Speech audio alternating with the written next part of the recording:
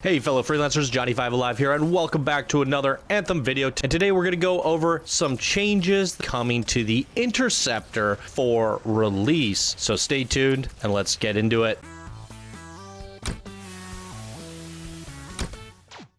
Alright, so there's a really good thread and discussion going on about the Interceptor on Reddit. I will post the source down in the description below if you want to have the full read. It's quite a big one, but as you guys may have known from watching my other videos, Interceptor is my favorite, and when I did the everything you need to know about the Interceptor, I did highlight certain things in that video that I was unhappy with, and it looks like these things are going to be addressed here. So I'm going to try to line up the footage of what I'm talking about, pull that stuff up on screen for you guys so you could sort of visualize what these changes are going to be like. So let's get into it. So Camden from Bioware says, hey, this is great feedback. A lot of these points are things that we've also experienced internally and have talked about. So let me jump right into what we have done and should be in for launch or shortly after. So number one, increased aura stack amount 3 times the current amount. Reward wasn't high enough for the risk. So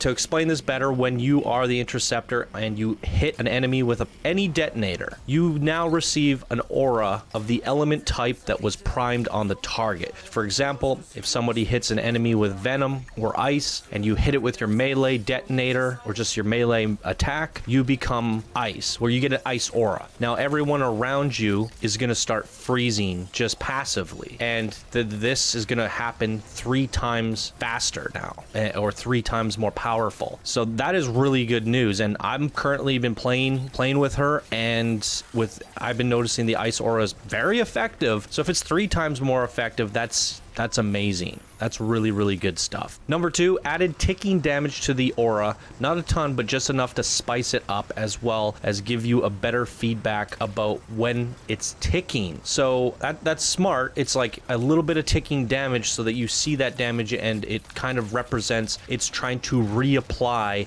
that element to the enemies around you, and you can get an idea of, is it hitting this guy? Is it hitting that guy that's further out? Okay, that guy's receiving ticking damage, but the one further out is not. I know that the aura, now you get a feel for how big that aura is and how close you have to be to enemies for it to apply, and it does a little bit of bonus damage. So I think that's a very smart design decision, just to make the aura give you a little bit more visual feedback and understand what it's doing. Very smart indeed. Number 3, spark dash targeting for ground air and air ground.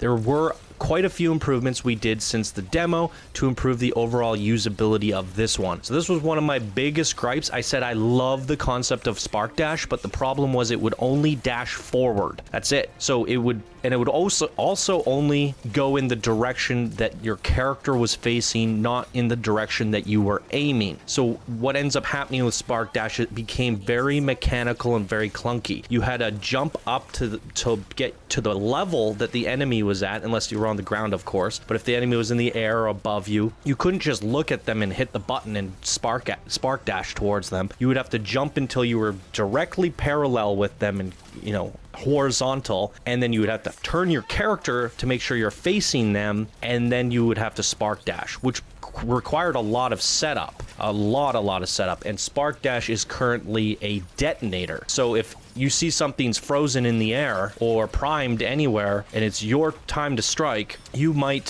fiddle with it for a second or two before you actually get the spark dash off, and by that time he's not primed anymore, completely making that skill just bad. But it seemed like it would be a lot of fun. So what they're saying here is the ground air. So when you're looking at something in the air, or you're in the air and looking at something in the ground, there should be improvements. So it should now, technically, from my understanding, go to where you're aiming. And that would just fix this ability and make it completely awesome. And I just want to add note here, spark dash is electrical, and it's a detonator, and detonating strike is electrical, or lightning rather, and it's a primer. There are components in the game that increase lightning damage, their effectiveness, and I just thought, wow, you're going to be able to do some cool Interceptor lightning builds and just stack up on lightning damage. Man, I'm looking forward to these changes. It's going to be awesome. So number 4, air-to-air melee attacks. This allows the Interceptor to more effectively and repeatedly hit enemies in the air, especially in ultimate mode. This is something I asked for when I was doing my video show everything you need to know about the Interceptor. I was saying it's a little bit unfortunate that you can't attack in air. And what I was suggesting, I don't know what the fix is here, because if you jump into the air and you melee, you're going to melee all the way to the ground. So it's not going to stop you in place and just start meleeing, because it's going to want to melee to the ground. So I'm assuming what this fix means is if you jump into the air and go into hover mode, you're going to be able to melee attack from hover mode, and that should also work in ultimate, because in ultimate you cannot fly while you're in your ultimate, but you can hover.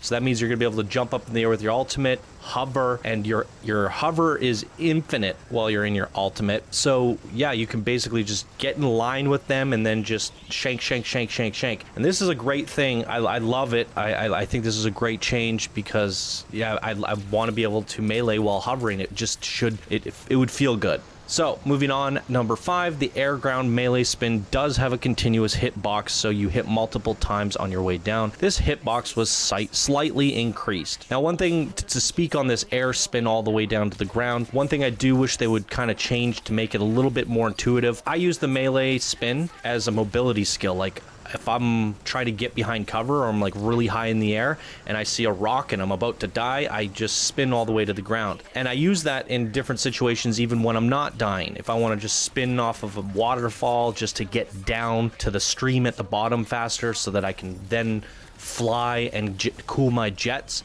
it would be nice to be able to cancel that melee spin. So I'm spinning and then I hit hover and I stop the melee spin, but it forces you to go all the way to the ground. It'd also be nice to be able to transition into a flight from there. So I do think there's a little intuitive things that they need to fix with some of the characters and just the mobility of stuff, but looking at these changes here, it's a great direction to be taking the Interceptor. Next, things we may need to look at but might be fixed. Can't remember between all the builds at the moment. Tempest Strike, air to melee animation, matrix mode. I have no idea what that means. I can't make anything out of that one. I got nothing for that one. Spark Dash and Venom Spray targeting towards reticule rather than the javelin facing. Pretty sure we addressed this, but haven't seen specifically myself in action.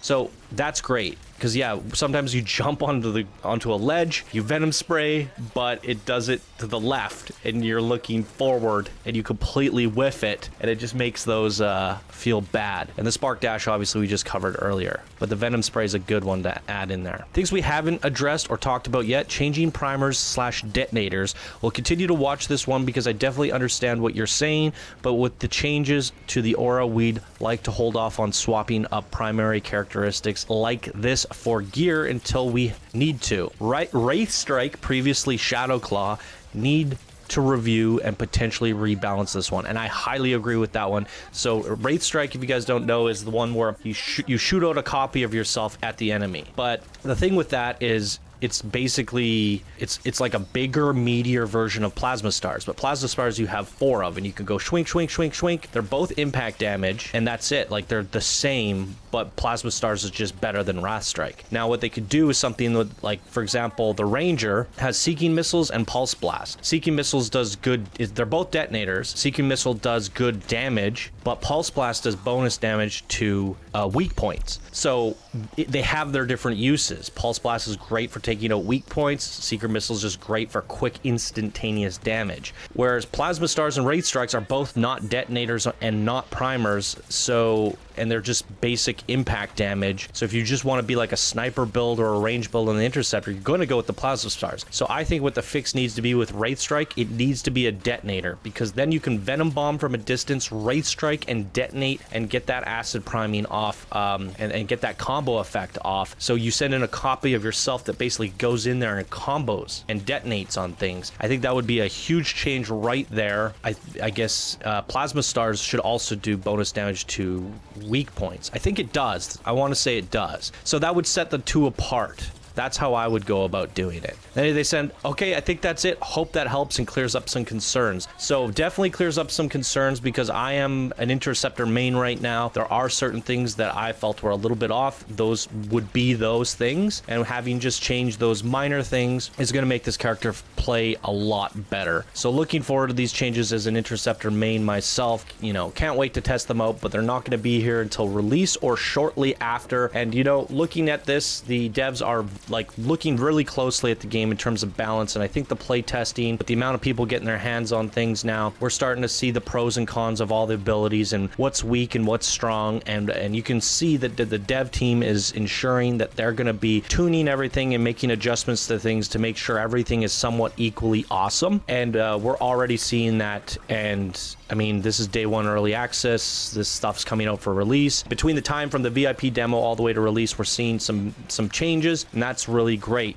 Same with the Colossus. So we're seeing some changes with him as well in terms of survivability for the leveling up process. So really good job on the devs for keeping the game balanced. I want to keep my eye open for more of these things coming up in the future, guys. So if these little balance tweaks are something you're interested in, be sure to subscribe and check back in for more. And if you enjoy the show, please do consider checking out my Patreon page, and you can support it further there. All right, everyone, thank you so much for watching, and I will see you in the next video. Bye now.